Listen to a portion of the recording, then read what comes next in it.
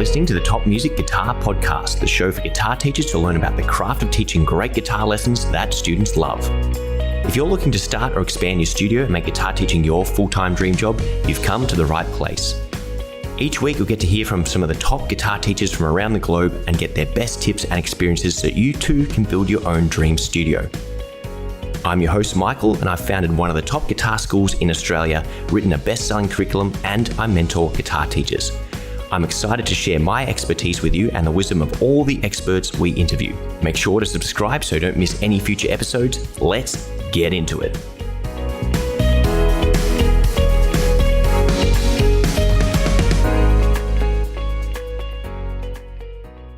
Hello there, guys, and welcome to another episode of the Top Music Guitar Teaching Podcast. With me today, I've got a real special guest all the way from Ireland, someone who is a wonderful teacher of kids with some great experience. I think we've got 10 years of experience, in fact, over 1,000 lessons taught, tons and tons of different students there, and someone who's also tried their hand at online teaching and is breaking into the social media market and absolutely killing it on YouTube with over 1.2 million views. Dave Donoghue, welcome to the Top Music Guitar Teaching Podcast. Thanks so much. Thanks for having me here, Michael. It's an absolute honor to have you on this podcast here, and it's been awesome seeing some of the cool things you're doing online. We've obviously been friends on Facebook for a while, and me just looking around Instagram and even jumping on YouTube every now and then. I keep seeing you pop up under a couple of different names and pseudonyms and different ventures that you're doing. So it's great to see that you're busy, that you're trying to have an impact on your students, and you're doing so much for all the people that you're helping. And I keep seeing your stuff and going, I've got to get this guy on. I've got to get this guy on. He looks like he's having so much fun. His students are having an absolute blast, and I'm glad we could make it happen. Thanks so much. No, thanks for having me here. I've been aware of Tim and the Top Music. I've followed that for a few years, and see there's one guitar now. There's a guitar one is so great, and so I've been following you as well. So thanks. It's great to catch up. Awesome. And for those of you who might be tuning in for the first time, the Top Music Guitar Teaching Podcast is all about taking teaching knowledge and taking it from the people who have that knowledge and transferring it to you, the listener, so that you can have a bigger impact on your students, so that you can help the next generation of guitar players or older generations of guitar players who might not have got the kind of experience that you have now the first time they tried learning all those decades ago, and so that you can live a much better, more fulfilling life, making more money, having a much better run business so that you've got more freedom of time and opportunity, and of course, to have a bigger impact on your students. So we might get into it. Dave, why don't you give a brief background about your teaching and your journey, whether it's just learning guitar for yourself, into becoming a teacher and into transitioning into the online realm as well. Brilliant, yeah. So basically, I started guitar at age 12, and I didn't want to go for lessons in the beginning, and I saw a band play one night that played Sultans of Swing, and I just knew. I was like, I don't know how to do that.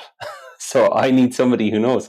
So within the next week, my mum had found me a guitar teacher, and I went to him for 5 years. His name was Declan Collins, and it was the most amazing 5 years ever. And I think around year 3, at age 15, I was like, I want to be a guitar teacher. And went to college, got a master's in software, but it was always guitar teaching I wanted to do. And what happened was, a friend of mine who was teaching at the time, he was finishing up. He gave me a call and said, listen, I have 15 students here if you'd like to be their teacher. So I was like, wow, 15. So I began teaching above a local tavern here, and a couple of years, and those hard years, a year or two where I almost had to stop and try and get a job, but stuck with it, and I've been teaching professionally for over 10 years. So, and it's I love it. It's great. That's awesome. And I can hear and obviously see how enthusiastic you look over the camera here, but hear how passionate you seem to sound about your teaching. And I can definitely relate having that lightning bolt moment where, you just saw an inspiring performance and going, I've got to do this now, and had something similar myself. But glad to hear you got such fond memories of your own teacher, and some really cool opportunities just to have a bunch of students fall in your lap just like that. So what was it like just taking on 15 or 17 students just straight off the bat there? Oh, I didn't know how I was going to do it. I was like, they came in the door and I was like, how am I going to remember their names? And I was in my 20s at the time, and they would have been like, around 14, 15. So what happened was I began, and the organization side of things, I was an absolute mess. and I was also playing in a couple of bands. And I wasn't really like, it was teaching and gigging. But it was when I made the decision, I was like, I'm focusing in on teaching. This is what I'm going to do.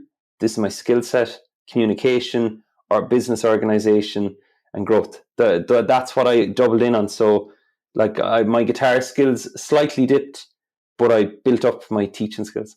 Yeah, I'm sure the rest is history. And I know a lot of teachers find themselves in a similar position where they're a bit nervous about getting started, or they don't know what to do, or again, they might be great players and they haven't the faintest clue how to build up the actual teaching skills and abilities. So would you have any tips or advice on how you sort of navigated not knowing any better and then becoming good at it?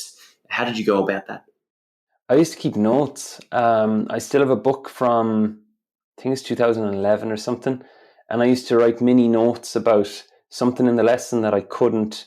I was like, it could have taken me 5 minutes to communicate or figure out on the spot. And I was like, why was that?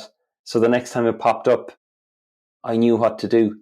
I'd actually encourage the situation. So if teaching bar chords, if I was like, man, I'm not great at teaching bar chords, I pick 3 students the next week and I just dive in and get it going with them. But the demographics as well, like you'll find as a teacher when you start out, you'll begin to see that certain problems have certain characteristics for certain ages and demographics of students and guitar types. So it sort of builds in your brain as time goes on. And that's a really interesting concept that you bring up there. There's a whole profiling kind of thing that you can do with your different students and go, hey, for this age group, these are the common problems, these are the behaviors and attention spans we might be dealing with, and we sort of might need to teach at this level. So maybe completely off topic here, but a cool thing that's come up, and I'd love to dive a bit deeper in it. What do you sort of notice across the different age groups and maybe even genders or personality types? What's all the stuff you've seen over the years? Yeah, sure. So, like for example, when a child in Ireland here, we have primary school where they're in this school up until age 12, and then from 12 to 18, roughly, they're in secondary school. But that key age of 12, that seems to be a number that a lot of students finish up, or their routine changes and they get more into sport or they get more into music. So that'll be one demographic. That's of the finishing lessons variety. But the other one is guitar size, and it is to do with activities. Like if a child comes in, and I'll always ask, I'll be like, so are you into sport?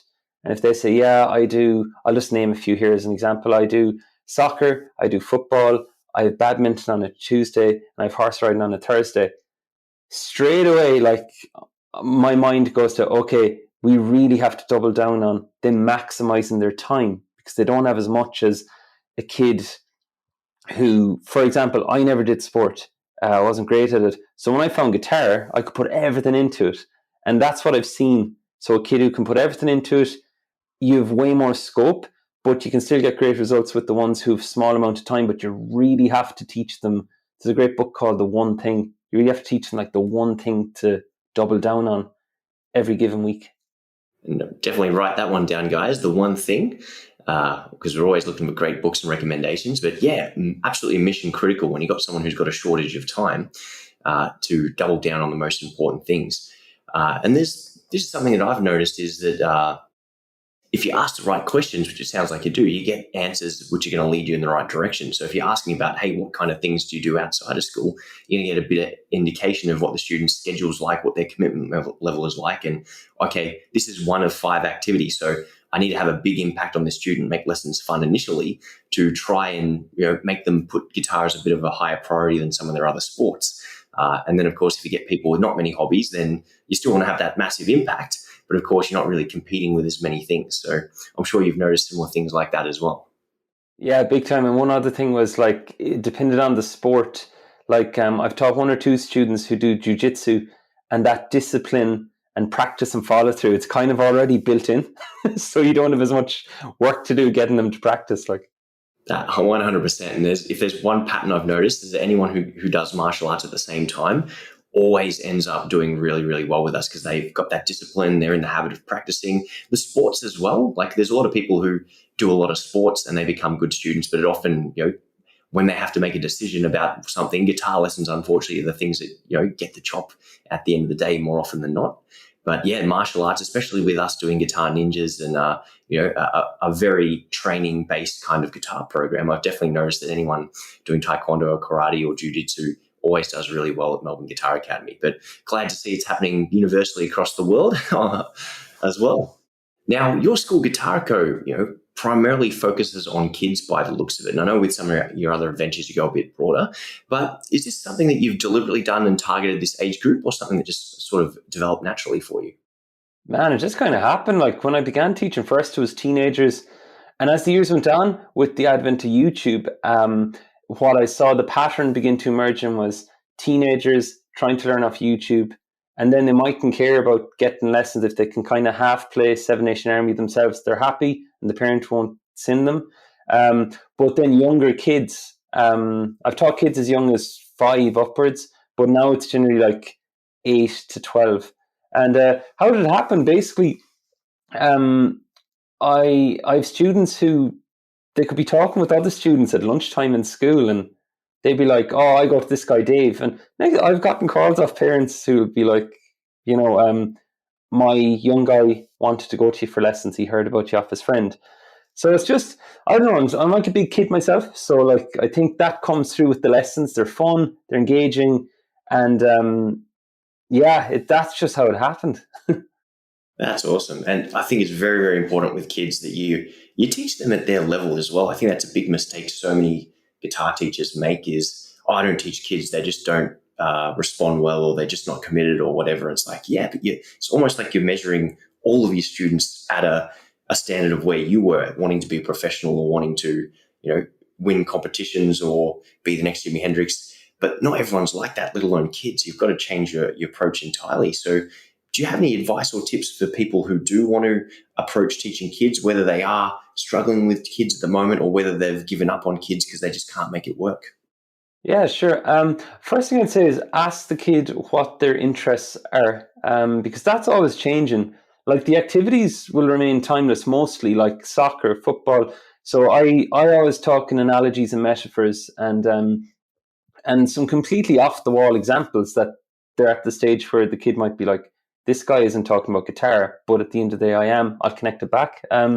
So you have the activities first, which are relatively timeless, and they're activities the kid can relate to. I always try and enter like in the learning environment, the kid's world, like meet them where they're at with their interests. And then for trends, I gave a lesson to a group yesterday, and I have a great friend who runs a kids drumming company, and he's all on top of the latest trends. But anyways, yesterday, what was it? It's raining tacos. Somebody wanted to know what that looked like on guitar. I'd never heard it in my life, but I played it. I listened to it. I played it, and now all the kids went home. They're all buzzed about their E minor chord and their G chord. So you kind of have to just roll with the trends and dig deep into the interests and bake that into your guitar communication.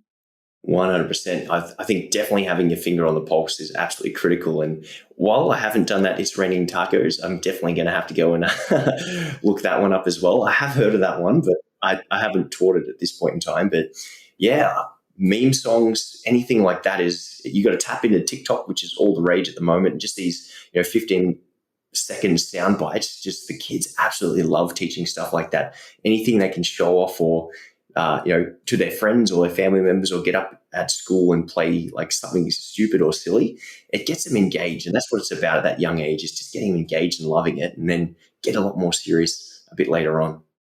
Now, in terms of the kids, are there any problems or struggles that you may have had along the years which you've had to overcome teaching this younger demographic?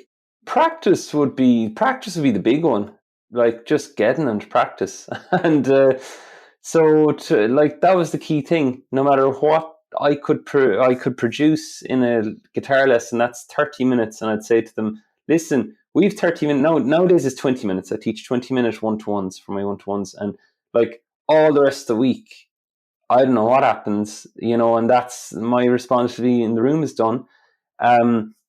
So to help that, it's always about communicating with the parents and chatting with parents, doing phone calls, emails, finding out the obstacle for the kid. There was one kid one time who he came in and he said, "Oh, I didn't have time this week." And I thought, I was like, yeah, right, come on, you had some time, seriously. And we actually did a time management thing up on the board on the wall. And I looked at his week and I was like, wow, this guy actually had no time. And so straight away we knew what to work on. So, practices was the biggest struggle. And do you do anything to communicate to your parents, like, hey, it's perfectly fine for them not to practice, or do you come down an expectation of they must do 30 minutes a day or a couple of times a week? Are you sort of strict with practice? Are you free flowing? What's the your perspective on that? I think in terms of value, if you're a parent paying good money, that, and I know guitar teaching is seasonal a lot of the time, but like the wage that some teachers might earn, it could be a lot more than the hard work that some parents have to do for hours and hours and hours. And if they spend some of their money sending their child to a lesson, I want to give them results. And I appreciate the angle of, well, they just love coming to you and they just love hanging out. But at the end of the day, there's also the reputation of the teacher, I feel. Like, if there's two kids side by side who've been coming for 2 years and one is playing and singing and the other is there going, what's the difference between E minor and E again? Which one's which? It's like, there's also the reputation side of it, but I do try and put the kids' enjoyment first and foremost. Yeah, how would you navigate that? Because I definitely get the same thing with my students. Is you've got one guy who's been playing for a year and can play Eruption at the age of 9, and you got one guy who can't remember on the tabs what is the top string and what is the opposite string. So obviously it's the same teacher because it's you teaching them both times. So do you handball that back to the student? Do you tell the parent that unfortunately your son's just not that clever or maybe not cut out for guitar? Or do you sort of just say, hey, we're here to have fun, we're going to try and nurture it, but at the end of the day the responsibility is back on you? So we could go a number of different ways there, but what direction do you sort of go when you've got some high achieving students and you've got some low achievers and everyone else in between? How do you communicate that to parents who aren't happy with the quality of the lessons when you've obviously got a really great track record with some other students? I chat with the parent and I just say, right, so you know yourself, like you'll see the ones that'll pick it up quick, and then you can spot, with the experience, you can spot the difference. It's very distinct between a child who is trying their best and just for some reason it just does, the guitar isn't the most easy thing for them, and the one who isn't really trying and isn't getting that far. So if they're trying and they like it, I talk with the parent and just say, what else can we do here to make it even more enjoyable? And even within the context of the pieces you mentioned, like Eruption and another song, like, for example, the G chord, there's multiple ways to simplify the G chord. There's multiple ways to simplify a rhythm. And if that child comes to a 4-chord song, G, D, E minor, C, and they're doing down strums and they're hanging on with the chords, well, I'd put them in a group then in a performance with the child who'll handle the bar chords or who'll play the solo. So the overall effect is they're included, they got stretched in terms of their ability, they put in the practice, and they're not left out. So, I'm trying to tick all the boxes as much as I can. Yeah, and there's some really good concepts there. You touched on simplification of students. With kids, do you make big adjustments to what you'd consider the traditional way of playing, or do you just go straight to saying, okay, this is a bit too hard, how can we make this easier? Step by step, I break it down. I break it down to like the next small achievable step. So the kid, it's kind of, the way I view teaching kids is like I'm training them to be their own teacher. So I'm like, listen, this is your goal. If this happens, step back to the last mini step. This is how you drill that step. And then when you're ready, take the mini step forward again. So G, D, E minor, C, I'll use again. Like, do they recognize the shapes? Can they play them clearly? How are their chord changes between G and D, between E minor and C? Connect up those pairs. And then can they play at a slow tempo now, working on their chord changes? So it's always a mini step. So at no stage during the week can a kid go, I don't know what to do. I'm lost and I don't know. They'll know the stage of the game they're on. Yeah, I think that's really, really powerful stuff. And I really like that idea of training their student to be their own teacher. And if they can sort of understand and comprehend it and explain it to themselves or someone else, you've hit the nail on the head. They've got the steps. All they've got to do is take the steps. So I think that's really, really awesome what you're doing there. Thanks. Yeah, it's good. Even in the groups, sometimes I'd say to the kids, I'd pair them off and I'd be like, okay, you're teacher Tom here now, and you're going to watch, I'll make up a name, Alana play her chord. And I want you to share with me what you think is going on. So it's just the level of learning is so much deeper than me just saying, this is how you do it. Let's do it. Yeah. And speaking of, buy-in, you obviously got students doing more than just participating as students. You're creating opportunities for them to engage with each other and to go that extra step further than beyond just a lesson. So what are some other ways teachers can further engage their students and make lessons more fun, more exciting, and more interesting? I double back down on the interests, and to make them more engaging and fun, ask them about a video game. I taught a student once who thought guitar was hard and it wasn't fun. And I said, what video games do you play? And he said, FIFA. I play FIFA. I said, brilliant. What's fun about FIFA? And so I wrote them all out on the board, got the characteristics of what fun meant for him. And then I was like, okay, how can I bake that into guitar? And then I'd do it. And then I'd always connect it back to those elements for him. So it's kind of like, I know kids aren't aware of their values, but it's figuring out what a kid values and baking that into your lesson. And the other thing was, I slipped my mind, but it was basically just to keep going with their interests. Oh, and the big why. Before I teach anything, I teach them why it's important. So it's not just another piece of info that they're just there to learn in a classroom. Really, really awesome stuff. Well, I'm going to be listening back to this and writing down everything you just said. It's absolute gold. And I hope everyone else listening at home is going to do the same. That's why we have these podcasts, guys, so that we can find some really awesome stuff. Like here's my, Dr. Evil, why I do this. So I can just extract all the information out of all the other teachers who are doing amazing stuff. And of course, if you're at home and you think you're doing some really cool things and want to be on the podcast, reach out, michael@topmusic.co. We want to get you on the show here. And I'm sure, connect via social media with myself, with Dave. We want to create a network and a community of awesome guitar teachers around the world. And Dave, keep the great stuff coming. I'm having so much fun in this podcast. Guys, when Tim first, it's been great. When Tim Topham first approached me about doing the podcast, or Top Music in general, I listened to a handful of podcasts. And I was like, yeah, I started one during lockdown. And I did one episode because I just got so excited about all the things I was going to do with my newfound time during lockdown.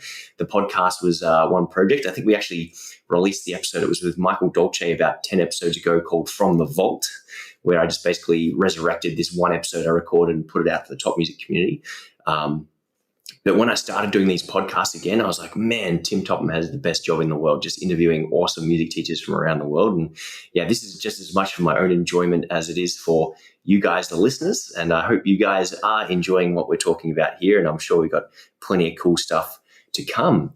And I do want to ask you more about the online side of things, Dave, but maybe just one more thing about Guitarico and your offline business. I noticed that you are putting up a holiday camp, a multi-day kind of event that people can attend. I believe it might be during the school holidays you have up in the Northern Hemisphere there.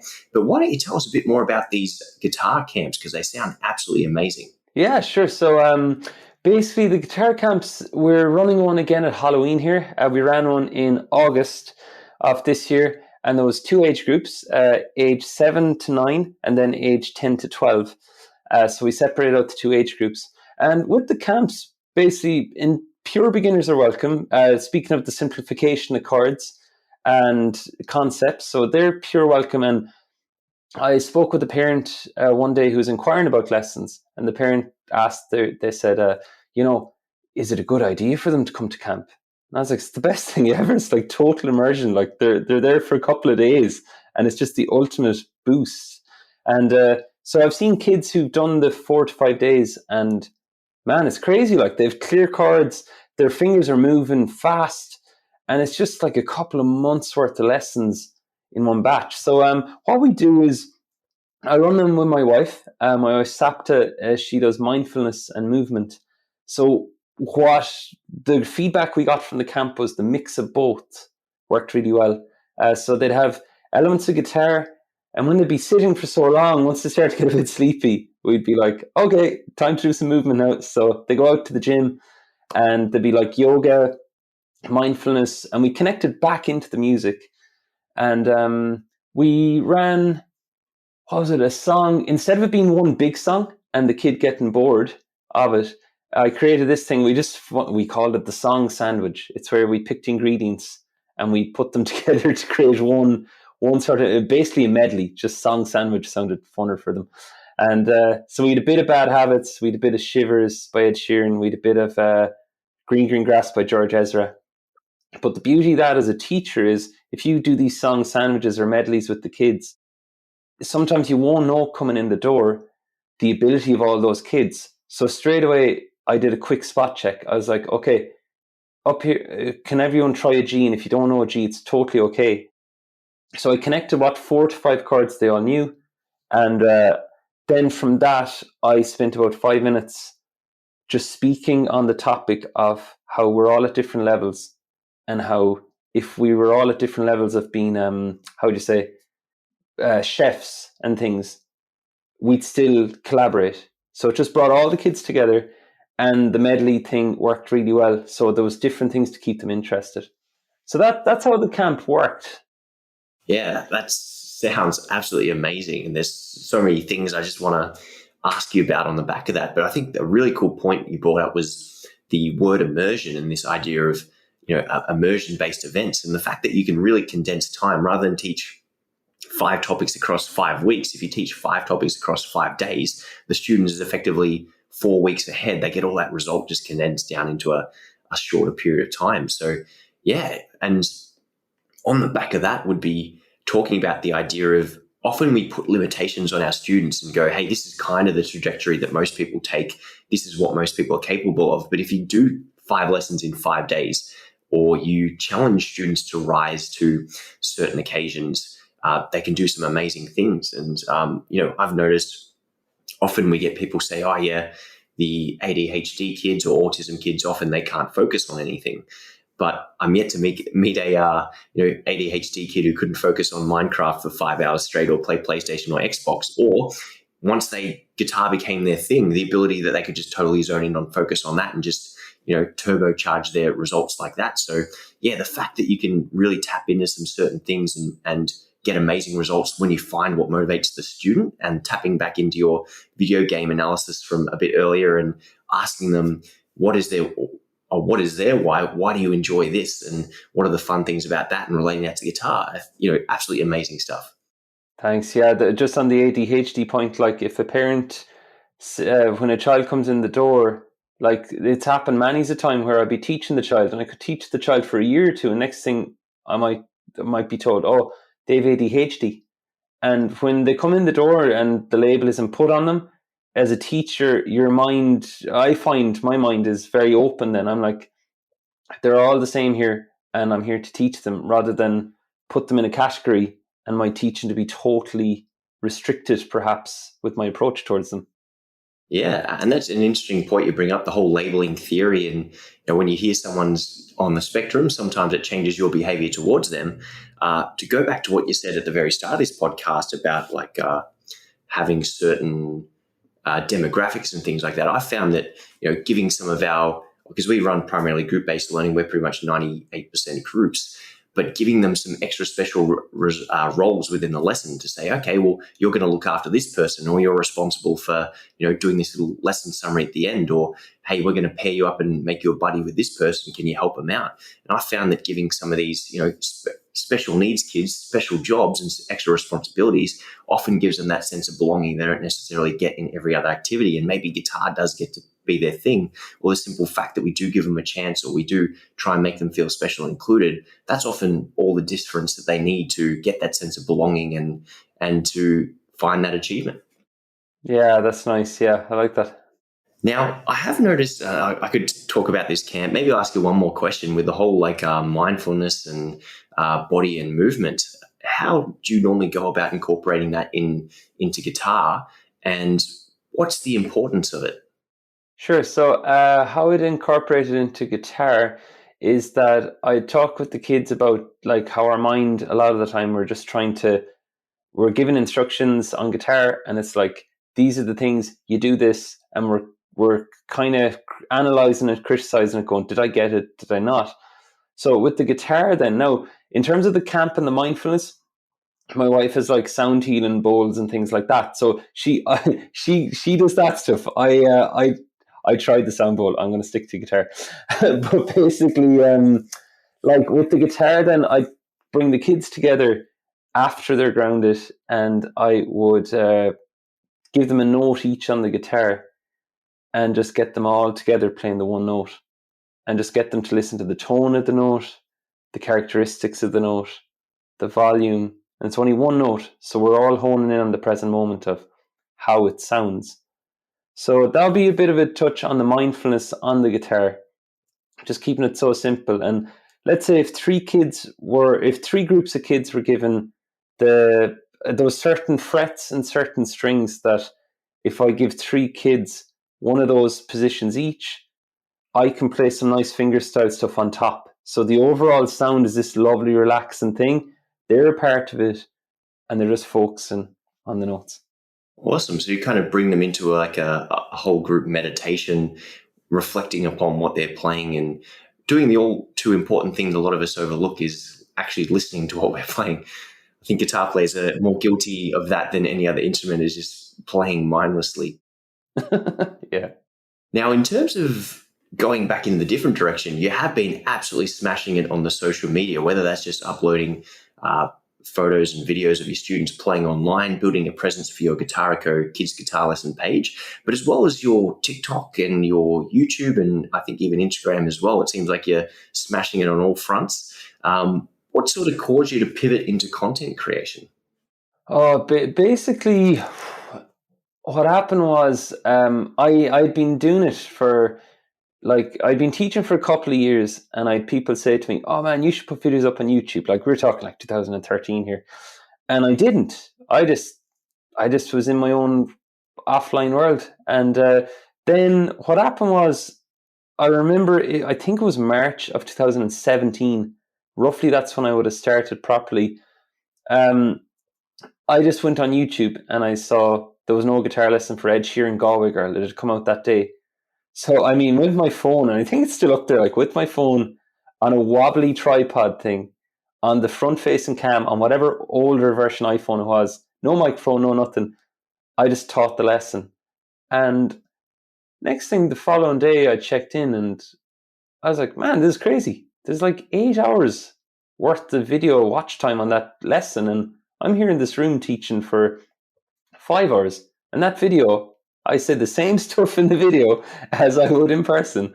And that's kind of what started it. It's been on and off in terms of consistency.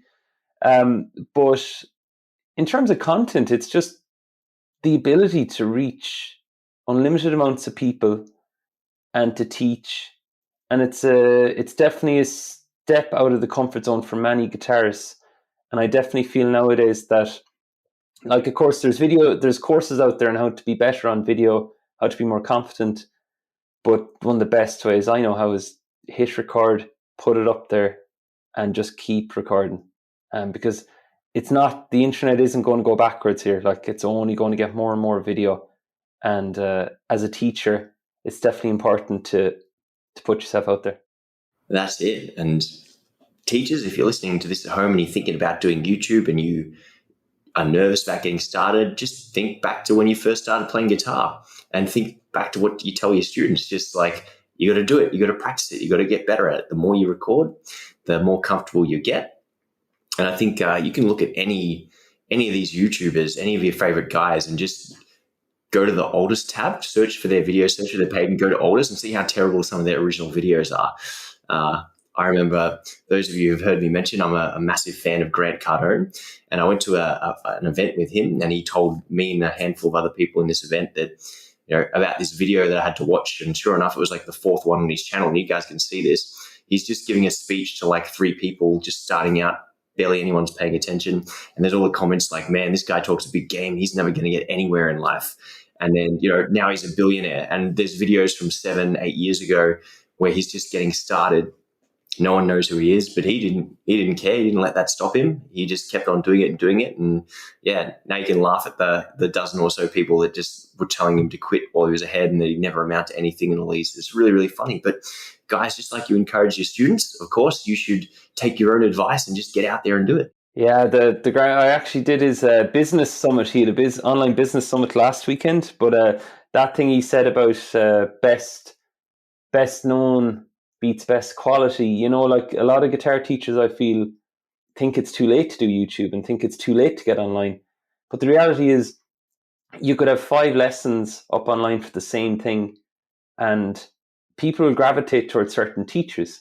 I know there's like certain huge YouTube channels up there, but not everybody's into that, and they'll find somebody else. So it's never too late. As you said, like my good friend Eric Barassa, I connected the dot almost straight away. But when you said Galway Girl came out and you were the first person to make a video for it, or there was no other videos, his whole strategy is as soon as a new album drops, he just tries to get all the videos out for that particular album or single so that he'd be the first one. And it's a great strategy. It gets him so many views. And the other thing that you said is, yeah, people resonate with different teachers. Some people are going to think the idea of learning from someone up in Ireland is really cool, or some Aussie guy down under is going to be a great teacher to learn from. And there's other people who are super technical, other people that, super scientific, engineer, analytical kind of personalities. You're just got to find the teacher that resonates with you. But yeah, as long as you can become the best well-known person in your niche. But yeah, and if there's anything that COVID sort of taught us is like, if you had have started just before the COVID and the lockdowns and the pandemic and all those things, you had a huge influx of people all of a sudden stuck at home with nothing to do, YouTubing things. And if you had been prepared there, then you would have been able to ride that wave. And I do know a few friends of mine who did, do really well, and that's kind of launched them into the next kind of level of their YouTube stardom and things like that. But again, it's never too late to start, and there's always going to be people out there who are your audience. You need to find out what resonates with your audience and go out and be yourself, and there's going to be fans. Big time. Now, I think you're up to 10,000 YouTube subscribers and over 1.2 million videos. And you have already kind of touched on the fact that, it's a bit inconsistent and you just sort of got a camera and hit record. But have you done anything deliberately or intentionally to grow your channel or to get more views or to, get the attention that you are getting? Yeah, that strategy of teaching new songs, I had done that for quite a while. Basically, like every Friday, I'd go online and go, oh, cool, new song. I'll teach it quick and I'll put it up. I did that for quite a while. Now, then the other thing and there was hits and misses. Justin Timberlake's new album was quite a flop online in the learning space, whereas Shawn Mendes' album, I think I got like 2,000 subscribers in the space, like 2 weeks or something. And so that was one thing, but I really leaned into short form video in the last 3 weeks. I was thinking, for any teacher who's been teaching quite a while and the ability to communicate just one tip that can change a player's playing. So basically I batch record. I record 45 videos at a time now, and they're all under a minute. And then those get put up on TikTok, on Instagram Reels, and they get put up on YouTube Shorts. And so basically that's 3 platforms, and that lately has brought a huge amount of subscribers and watch time to the channel. I think there was 26,000 more views in the last 3 weeks alone on my channel because of YouTube Shorts. Wowee. And in terms of doing that content, like, because I'm apprehensive about those kind of, mainly TikTok, but I'm a big proponent of, and I'm not going to knock anything because there's a million different ways to, skin a cat, or there's no one way to teach guitar. But I'm a big proponent of you can waste a lot of time on social media creating content without getting much traction. Do I need to be on TikTok? Do I need to be doing these short form videos? I definitely have noticed a trend of attention spans getting smaller and smaller. And if TikTok is kicking all the butt that it is, just got to make sure I don't trigger the sensors here for top music. if TikTok is totally smashing all the other social media platforms through its short form, and then YouTube and Instagram and everyone else has sort of adopted that. So is that a sign that more guitar teachers need to get on TikTok or to embrace these shorter form videos? I think the first thing guitar teachers need to do is clarify your end goal. Is it that you're looking to build your email list to enroll students? Is it that you have a course that you're looking to sell? Is it that you're looking to build an email list to ask them, what are your problems? What are your needs? Then build your thing. I think clarifying that first. I kind of started creating on YouTube first just because I was like, this is great fun. Like, there's people commenting underneath, but you gotta kind of look, because I've seen YouTube channels with 200,000 subscribers and they have a Patreon and they're earning $17 a month off Patreon, even though they have 200 subscribers. So you kind of have to look. My go-to is building my email list. I build my email list. I connect with people that way. I share stories. I teach lessons, and I ask them, "What's your single like?" There's an amazing book called "Ask" by Ryan Levesque. So it's basically you ask your email list, when it comes to X, what is the number one single biggest challenge or frustration you're facing right now? And I've asked that of people who join my list, and the answers aren't what I thought they'd be. And all of a sudden, I help them. I create content then based on that. So, sorry, went off on a bit of a tangent there, but long story short, get your end goal in sight, and it's not about the vanity metrics at all. I'd wholeheartedly recommend guitar teachers to build your email list. It's the one thing that can't be taken away from you. Yeah, and a great tangent, because tangents always lead to better questions and the next level. But so how would someone listening to this go about building their emailing list? First thing is have something of value. I wouldn't go with a newsletter. People's attention spans are so short nowadays that and the last thing people want is more email. So it has to be something that is, how would you say, that helps solve a problem, that gives them a quick win, that doesn't take too long to apply, and that when it does that, that they look at you as the person who's like, God, geez, this guy's really helped me here, and he obviously has some knowledge, or she obviously has some knowledge. So I have a lead magnet, it's called, for anybody unfamiliar with it. The number one best way I found to build my list is using a thing called it's a quiz. I basically have a quiz now, and it's what's your number one beginner blind spot on guitar? And it's where the person's brought through a personalized assessment, and by the end, if they're a beginner, it helps them with one of the top 5 beginner mistakes. And they get a free lesson, they get a 10-page PDF report, and all of a sudden now you've somebody on your email list, and how would you say, they're after getting this experience rather than just downloading a free thing that they mightn't have even opened. And for you then, with the quiz, now you have to enable the proper data privacy protocols, because they're different everywhere. But for you, now on your email list, you have an email, but when you see the email, you're like, oh, that's Frank. Frank struggles with open chords. He's into learning off YouTube. He's been playing 3 years. And all of a sudden you have all these things that you can help them with. And so if I'm sending out an email then on my email list to talking about learning off Ultimate Guitar, I mightn't send it to this guy, Frank, because he learns primarily off YouTube. So the emails then are personalized and customized. And it creates better connection, lets you teach better lessons, and it can help your business. So I'm all about building the email list. Oh, awesome. And obviously you must have some sort of software that you're using to help keep track of all those things, or are you a spreadsheet dude?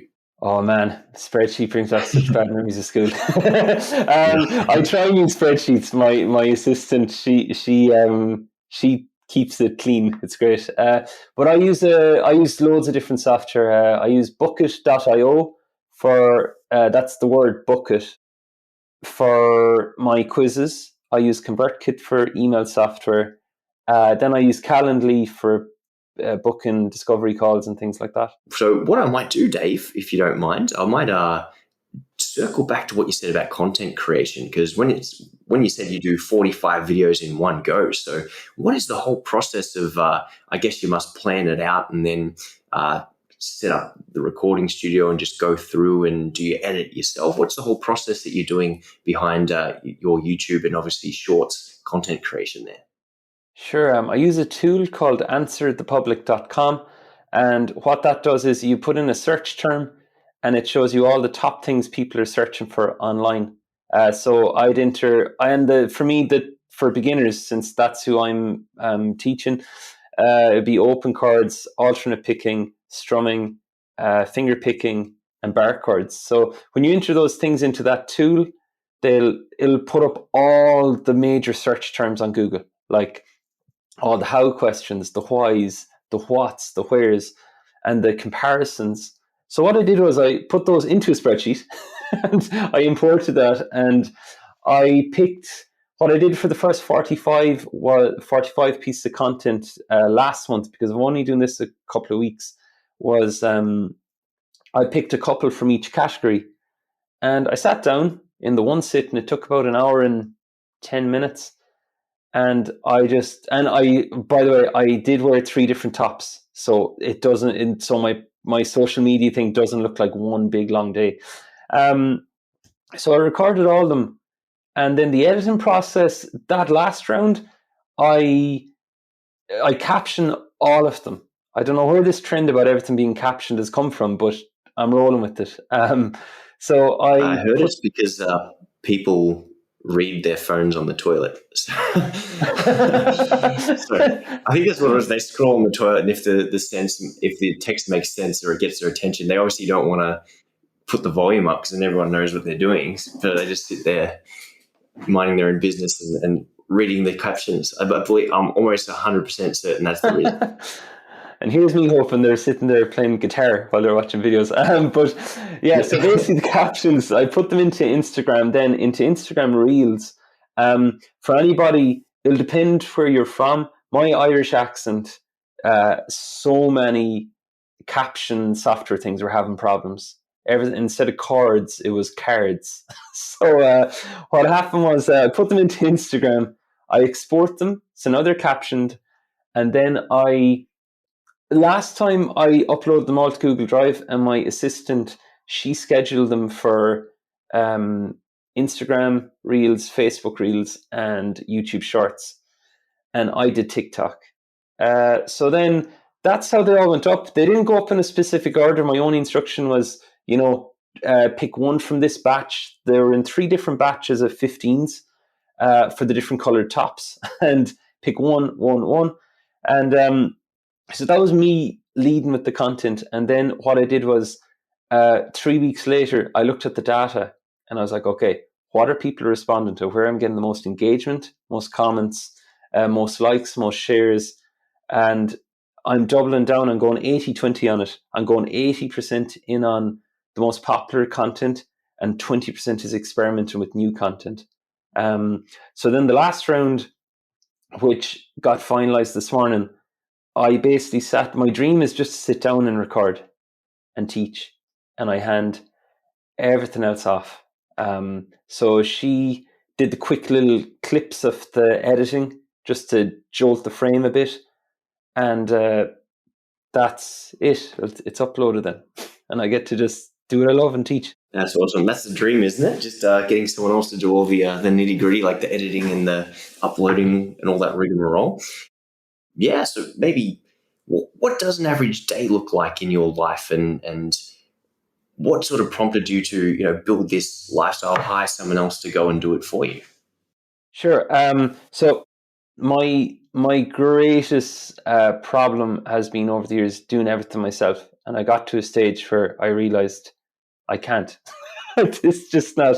It's not possible, and I shouldn't be doing everything myself. So my average day at the minute looks like I teach. There's a mixture of one-to-ones and groups. I teach 3 p.m. to around 7 p.m. That used to be 3 p.m. to 9 p.m. But as I got older, I was just like, no, I'll just the smaller teaching hours. So that's that time frame. Come 7 p.m., I do a workday shutdown ritual. I use something called the Full Focus Planner by Michael Hyatt. That's an amazing planner, and it encourages you just to do a shutdown at the end of the day. Nighttime then, just try and chill out. I think that can be a struggle. especially when you do your own thing. There's no boss telling you to not do it or do it. And then morning times, I get up.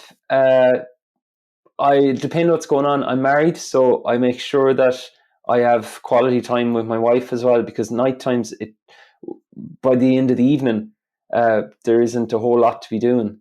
So there could be morning time activities, and I try and do 2 hours high priority work on my business during the day. Like, I view my Guitar Co private lessons as, I love it. I also view it as like my job, and then my online is like the side hustle that I'm building up. And I work with a business coach, so he keeps me. Big shout out to Arnaud. Arnaud keeps me on track. Yeah, that's awesome. And obviously, you're doing so much, and it's great to hear that you're trying to, do more and get to that next level and help out. But yeah, the idea that you've got to have some unwind time at the end of the day is really, really important. Getting proper sleep and giving some time to your relationships, all very, very important stuff. Now, I know we are getting towards the end of the podcast here, and I'm going to get up to one of my favorite questions. And you've already kind of given us 2 recommendations, so you can either reiterate those ones or go off and give us some new ones. But what are maybe 3 books you'd recommend our listeners go and check out and read?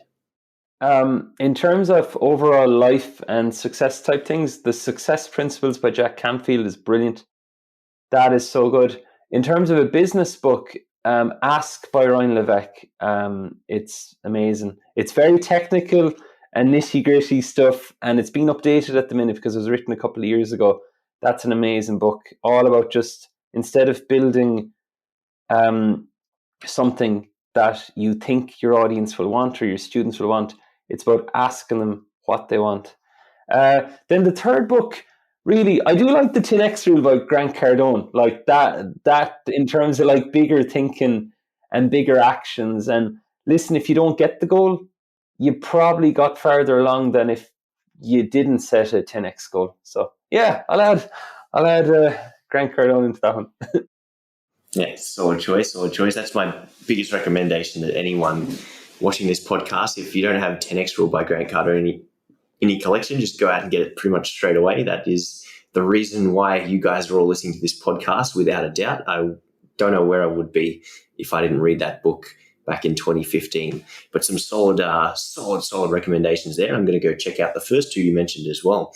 And if you could impart one final piece of wisdom on our listeners, whether they're guitar teachers, guitar players, what would you share with them? Don't let life pass you by. Like, life, it's long in one sense and it's short in another. And I think we can get so caught up in the goals or in the routine of things, to step back and ask yourself, what is it that I enjoy about this guitar? Like, for me, I definitely struggled in the past with, like, it's an instrument that I grew up loving, and then all of a sudden when it's your job, it can be hard to sometimes distinguish it from the playing of it. So, keep checking in with what you enjoy about it and be okay about that. Like, it's okay for me to enjoy teaching kids aged 8 to 12 and not be going into the advanced electric stuff. It just, like, so just be okay about what you're doing. That's some awesome advice and really solid wisdom that I think a lot of people could learn from. Don't forget why you started playing guitar, and make sure you enjoy doing it, especially after 8 hours of teaching it to other people or however long. But Dave, it's been an absolute pleasure having you on the podcast. I'm really, really looking forward to this episode coming out and sharing it with our top music fan base and the other guitar teachers all around the world. Thank you so much for coming on. Where can our listeners find out more about you or connect with you online? So they can find the kids' guitar material, because there's tips up there for parents, and other teachers have watched the material as well and they've learned from it. That's guitaraco.com. That's the word guitar followed by the letters ACO.com. And then to keep in track with the online things, if you want to see how I run the online teaching side of things, that's theschoolofguitar.com. So guys, you heard it from the man himself. Make sure you like and subscribe. And of course, the best way to get the lowdown on what's working, obviously, follow along for his YouTube journey or his TikTok or whatever platform you're on. Dave, thanks once again for tuning in. It's been a pleasure having you, and I look forward to our next conversation. And for all our listeners at home, thank you so much for tuning in. If you would like to be on the podcast because you're doing something amazing, if you know another teacher who's doing some awesome things and you'd love to recommend them to be a guest, make sure you hit me up, michael@topmusic.co. And of course, we'll make it happen. Guys, we'll see you in the next exciting episode of the Top Music Guitar Podcast. Thanks so much for tuning in. We'll see you next time. Bye-bye. Thanks for having me, Michael.